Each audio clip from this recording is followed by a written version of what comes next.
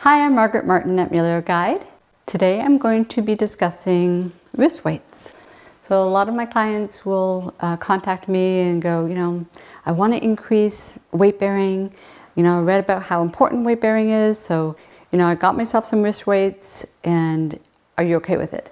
I do have an issue, just like using ankle weights, which if you want to hear my opinion on ankle weights, you can click here.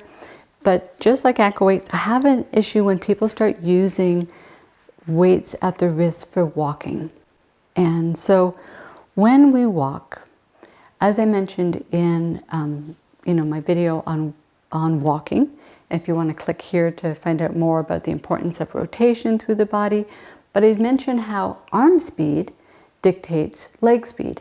So now if you put something on your wrists, then for sure, you're not going to be swinging your arms as fast as if that arm is feeling nice and light and comfortable. If you slow down your arm speed, you know that you're going to be slowing down your leg speed, which is ultimately going to impact your gait and ultimately also impact the loading on your bones. Another issue I have is having anything on a limb that's weighted is going to slow down your reaction time. Most of us walk because we want to improve our cardiovascular fitness. We know it's good for our bones. We want to stay healthy. And the last thing we want something to do when we're walking is to impede our reaction time. And when I say that is that when we start to lose our balance, and it's always by accident, so it's not like you're planning to lose your balance when you go for a walk. But should you start losing your balance, then getting our foot out there in time is important. But should that not happen, then what happens is next is to get our hands out fast enough. Getting our hands out fast enough is going to be greatly reduced if we have a wrist weight. And I've seen it, unfortunately, where people, land on their face or land on their head. And so it's not ideal to land on your wrist, because I know it puts you at a higher risk of a wrist fracture, but it's far safer than landing on your head, because you can recover from a wrist fracture far better than a concussion. I guess the last point that I want to say about wrist weights, if I haven't convinced you away from them yet for walking, is there was a study many years ago looking at wrist weights and walking and the effect on blood pressure. So, just standing here, and this is a pound, which is very light for me to have, but I can feel, the increased muscle tone in my chest wall, my shoulder, and my upper trap. And so in that study, they found that wearing wrist weights increased somebody's blood pressure, because you're under extra strain through the upper body muscle the whole time you're walking. So, increasing your blood pressure is not a goal of walking. The goal is to increase your heart rate.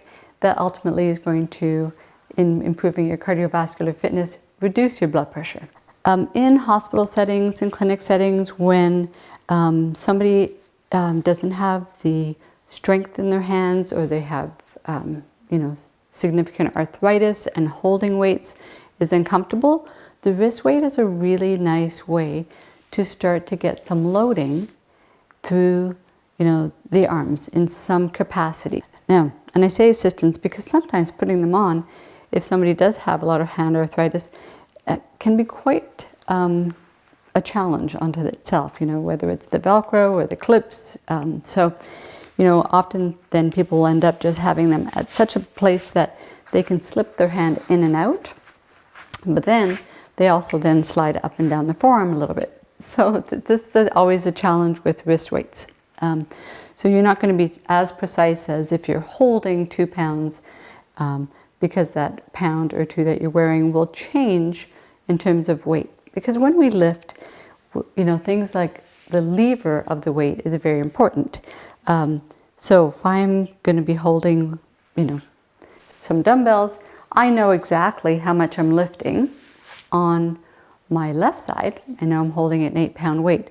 On my right side, well, I could say I'm holding 9 pounds, but as I'm lifting, if that pound is shifting, A, it's going to change the load, but B, it's also going to not truly be an extra pound, Because when we have a weight that is sitting below the end of the lever, then that weight, instead of being a pound, is now 3/4 of a pound or half a pound. So it's all dependent on distance.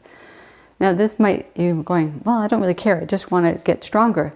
But when we get stronger, it's important as therapists that we, keep track of, okay, you're now doing, 3 sets or 2 sets of 10 with X number of pounds. And that's how people get stronger, is you just gradually increase your weight. So it is nice to have an objective measurement of how much weight you're using. Now, having just demonstrated that, occasionally, I'll have clients that will have, 5s, and then they'll have 8s, and then they'll have 12-pounders at home. And they don't have in-betweens.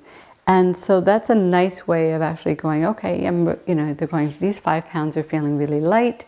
And also, well, if you have a wrist weight, you can make your 5-pounder, a 6 or 5.5, so that you're progressing towards a 7-pound weight.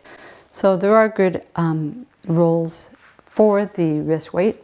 So I hope all these, reasons or understanding of the use of a wrist weight is helpful for you, and that it keeps you safe and strong.